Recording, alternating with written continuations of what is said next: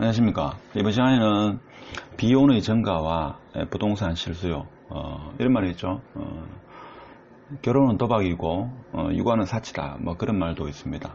있는데 특히 뭐 2020년 결혼 코로나 인해 가지고 결혼율이 최저였고 21년도에도 그와 유사한 형태가 되지 않겠는가. 그래서 2020년도에 결혼율이 저하되는 그런 원인도 있었습니다만 코로나 인해 가지고 출생아 수가 30만 명이 붕괴되었다. 뭐 27만 명. 그래서 상당히 심각한 문제를 일으키고 있다.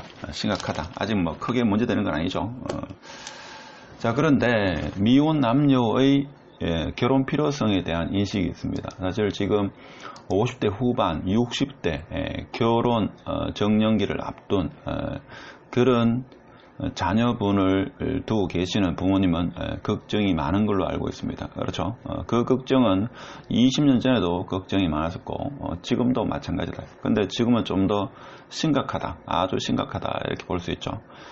그런 원인에 대해서 한번 알아보고 물론 뭐 이런 영상은 제가 찍는다고 해가지고 결혼율이 당장 증가하고 이렇지는 않습니다. 그렇지만 결혼을 시켜야 되는 부모님 입장에서는 이런 기성세대의 어떤 생각의 전환이라든지 이런 것이 좀 있어야지만 자녀들이 편안하게 좀 결혼할 수 있지 않겠는가. 그래서 뭐 다양한 생각 중에 하나다, 뭐 이렇게 받아들이시면 서로 감사하겠습니다. 우선 신문에 있는 그런 자료인데 베이비 뉴스 자료입니다. 여러분도 베이비 뉴스는 처음 듣는 분이 많은데 사실 베이비 뉴스는 있죠. 지방신문, 즉 매일신문, 영남일보, 부산신문, 지역신문보다는 구독자 수가 더 많습니다. 그래서 베이비 뉴스는 전국지 신문입니다. 전국신문. 거기서 보면 성인 남녀 1050명을 상대로 해가지고 조사를 해봤다. 해보니까 결혼이 필요하다 라고 남성분들은 43%, 여성분은 34% 이렇게 제안했습니다. 남성분은 53% 결혼이 필요하다, 필요하지 않다가 25%, 여성은 결혼이 필요하다가 32%, 여성은 43%입니다. 자, 여기서 알 수 있듯이 여성은 결혼이 자기 삶에 있어서 짐이 되고 부담이 된다 이거죠. 이렇게 생각하는 분이 많다.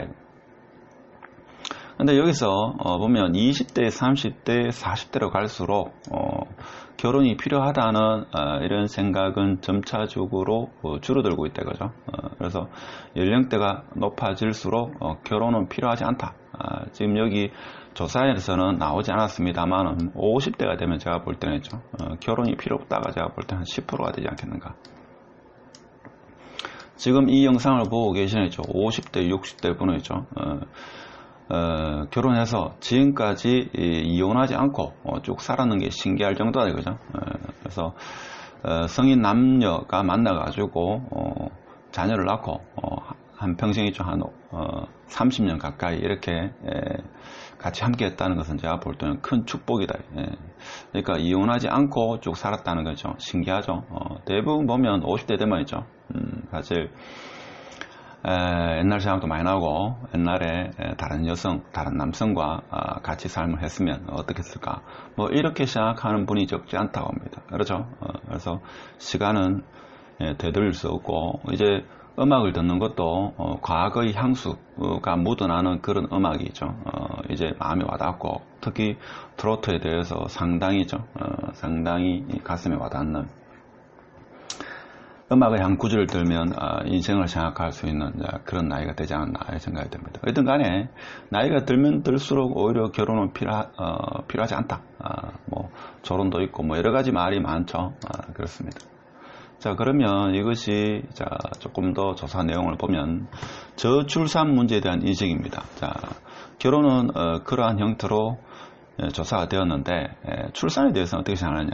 자, 결혼을 했으면 자녀가 있는 것은 당연하다. 자, 18.6. 자, 부모가 되는 것은 인생에서 중요한 일이다. 55.4. 자녀가 있는 사람이 자녀가 없는 사람보다 더 행복하다. 30.4입니다.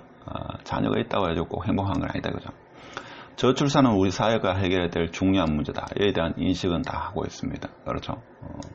그럼 우리 사회는 저출산 문제에 대해서 대응을 잘하고 있다, 아주 못하고 있다, 이렇게 볼 수 있는 거죠. 우리 사회는 아직 저출산 문제의 심각성을 잘 모르고 있다. 그렇죠. 54.4. 앞으로 지금도 뭡니까? 학령 인구 감소로 인해 가지고 올해부터 지방대학교 정원율을 한 7, 80% 생각하죠. 앞으로 3년 뒤는 한 절반 가까이 이렇게 입학하지 않겠는가. 그래서 학군의 그런 것도, 학군 좋은 위치, 이것도 지금보다는 퇴색되지 않겠는가. 자, 이런 의견이 많습니다. 자, 그래서 41%가 희망하게 자녀 숫자, 그러니까 자녀가 없어도 된다. 결혼을 했지만 자녀는 없어도 된다. 이렇게 생각합니다. 그래서 미혼 여성 2명 중에 1명은 결혼은 노라고 인식한다. 그런데 뭡니까? 결혼하게 되면 어쩔 수 없이 자녀가 태어나는 경우가 대다수죠. 지금은 미혼 여성이 이렇게 생각합니다만 이건 현실을 모르는 거고. 자, 경향신문에는 이렇게 얘기합니다. 자, 비혼이 증가하는 이유. 비혼이라는 말은 결혼을 하지 않는다. 미혼이 아니고 비혼입니다. 1위는 자, 남성은 출산과 양육에 대한 부담입니다. 육아가 아니고 양육이다. 경제적인 부분에 대해서 출산을 하게 되면 아무래도 뭡니까? 자기 소득이 500이면 혼자 살 때는 500이었는데 자, 결혼하고 배우자가 가정주부다. 애가 2명이 태어난다. 그럼 나누기 4를 해야죠. 내가 500을 벌지만 실제 소득은 125만 원이다. 이런 생각을 하셔야 됩니다. 그렇죠? 자, 이런 경제적인 부담으로 비혼이 증가한다. 여성은 개인의 삶과 여가가 중시된다. 자, 이 말은 무슨 말인가 하면 아직까지 한국 사회에서는 육아는 여성의 몫으로 이렇게 치부하는 경우가 많기 때문에 그렇다 보면 나의 인생이 없어진다. 한 10년, 20년이 없어진다. 그래서 지금 이 영상을 50대, 60대 남성이 있죠.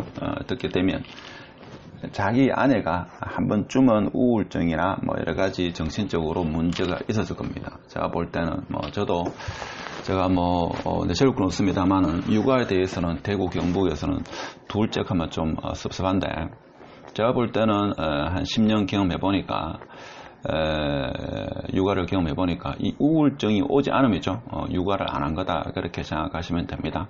군대를 한 3번 갔다 오는 게 군대 한 3번 한 10년 갔다 오고 대신 애를 키워준다 하면 지금 제 마음 같아서는 군대를 3번 갔다 오는 게 훨씬 낫습니다.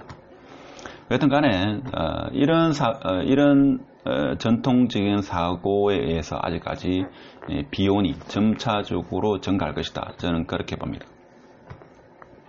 그래서 인구론에 근거해가지고 아파트 가격은 하락 전망이 우세합니다. 그렇죠? 지금 출산율도 상당히 줄어들기 때문에. 그렇지만 제 개인적인 생각에는 향후 한 10년 이내로 있죠. 외국의 동남아 쪽에 이민 정책을 적극적으로 펴지 않겠는가. 물론 정치권에서 해야 될 얘기지만 자, 오늘은 그 문제에 대해서는 얘기하지 않고 자, 그러나 성인 자녀의 세대 분리, 자, 세대 분리로 인해 가지고 1인 가구의 증가로 인해 가지고 아파트 매수자가 점진적으로 증가 추세. 지금까지는 증가 추세였다. 이것도 뭡니까? 통계 자료는 2030년, 40년까지는 증가할 거다. 그런 이야기를 정확한 연도는 모르겠지만 하여튼 2030년까지는 계속적으로 증가할 거다. 그래서 뭡니까? 보통 성인 자녀가 만 30세 이상이 세대 분리를 해가지고 아파트를 매수할 경우에는 1세대 1주택으로 취급을 합니다. 그렇죠? 특히 조정지역에서 만일에 부모님이 연세가 한 60대 정도 되고 자녀가 만일에 한 만 30세, 만 31세 같으면 각각 자녀 앞으로 아파트를 매수할 경우에는 1세대 1주택으로 이렇게 된다. 그럴 때는 세대 분리를 반드시 해야 됩니다. 그러면 취등록세도 두 번째 주택 8%, 세 번째 주택 12%가 아니고 일반적으로 부과되는 취등록세를 납부한다는 거 다들 알고 계시죠. 그래서 30대, 만 30세 이상이 돼가지고 세대 분리를 해가지고 아파트를 매수하는 그런 경향이 많습니다. 물론 경제적 형편이 어느 정도 여력이 되시는 그런 분이 그렇다 하는 거고. 자, 그러면 결혼율과 저출산 문제에 대한 인식의 전환입니다. 자, 결혼율 증가를 위한 부모 세대의 의식 변화와 미혼 남녀의 생각의 차이와 선입관의 문제. 자, 이것이 제가 볼 때는 비혼이 상당히 증가하고 있다. 그래서 부동산에 대한 실수요는 꾸준히 좀 증가 추세가 아닐까 그런 생각이 됩니다. 물론 국민 평형에 대한 실수요는 결혼율이 얼마만큼 되냐 따라 가지고 그 실수요가 증가한다. 자, 이렇게 봤을 때는 결혼율로만 봤을 때는 부동산 국민 평형에 대한 실수요는 지금 감소하고 있다. 이렇게 해석할 수 있겠습니다. 그래서 부모 세대, 기성세대 같은 경우는 이런 생각을 하죠. 만일에 부모님이 일남 일녀를 두고 있다. 그러면 한 명은 보내고 한 명은 받아들인다는 생각을 가지는 분이 의외로 많습니다.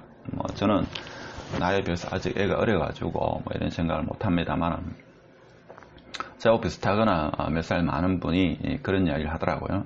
한 명은 보내고 한 명은 받아들인다 이렇게 생각하지만 제가 볼 때는 이 생각이 아주 위험한 생각이다.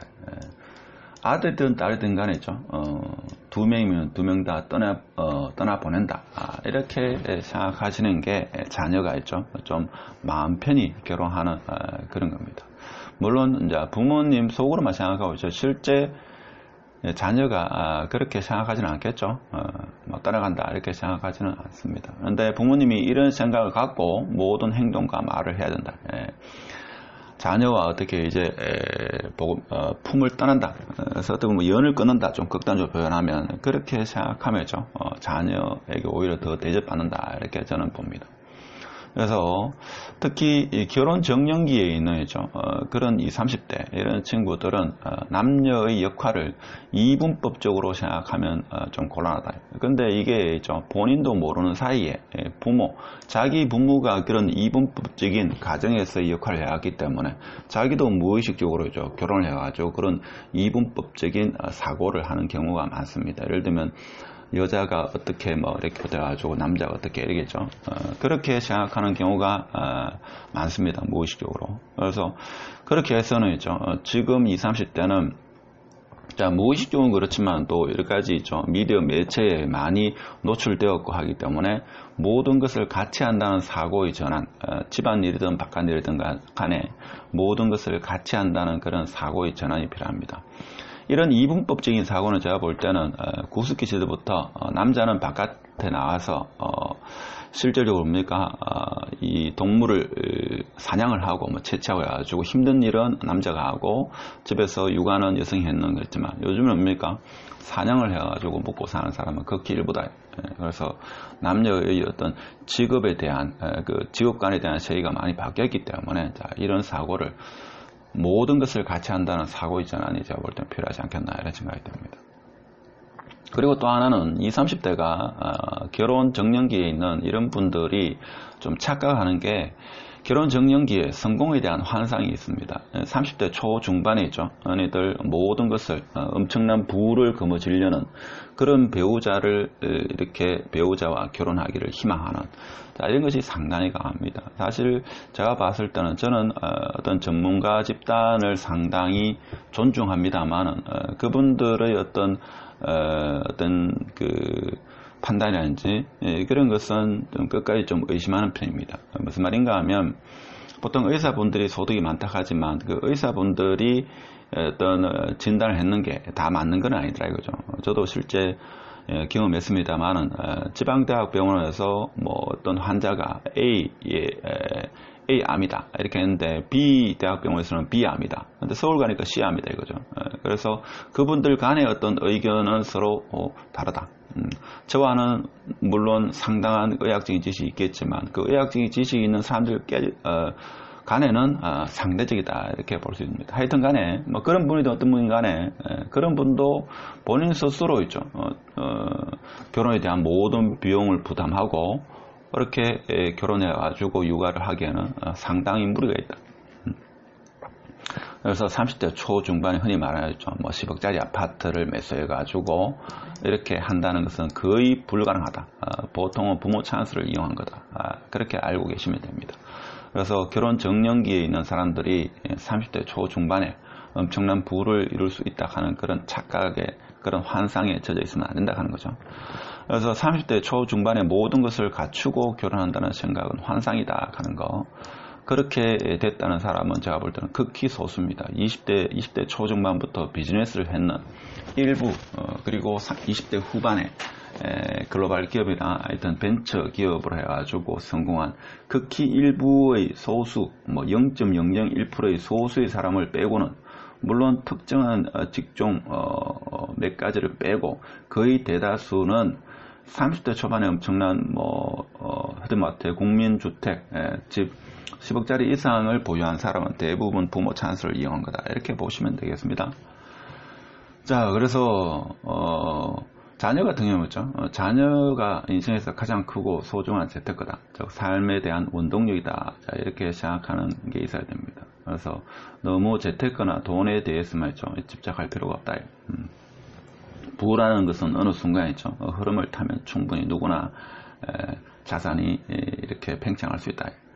그래서 공무원이나 전문 자격증이 아닌 직장인은 평생 동안 재테크 공부를 해야 되며, 자산 배분과 소득에 대한 지속적인 공부가 필요하다. 자, 이게 무슨 말인가 하면, 설사 전문 직업, 전문 라이센스를 보유한 사람이라 하더라도 소득에 대해서 소득에 대한 것만 너무 일중하다 보면 이 소득을 자산 배분을 어떻게 할 거냐에 대한 공부가 없으면 의외로 한 40대 초반이 되더라 하더라도 혼자 힘으로 그렇게 큰 부를 형성하지는 못합니다.